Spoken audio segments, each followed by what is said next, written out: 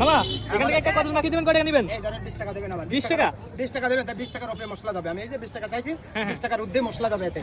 খাবেন, দয়া করে খাবেন, তার কদবেলে খোলা জন্য খাবেন না। আমি চ্যালেঞ্জ করে বলতেছি, খাটি খাটি কদবেলে খোলাও খাইবেন না। আমি সেই দোকানদার ভাইরাল সত্তার মামা সত্তার ভাই আমাকে বলেন, আর আজকে বলবেন কি জানেন, এই কদবেল কি করে মাখানো।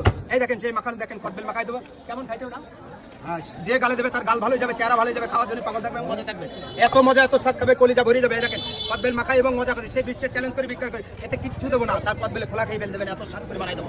একদিন বলবে একজন, 1000 জন বলবে, 1000 জনের ভিতরে একজন বলবে ভালো লাগেনি, 500 টাকা পাবে সে।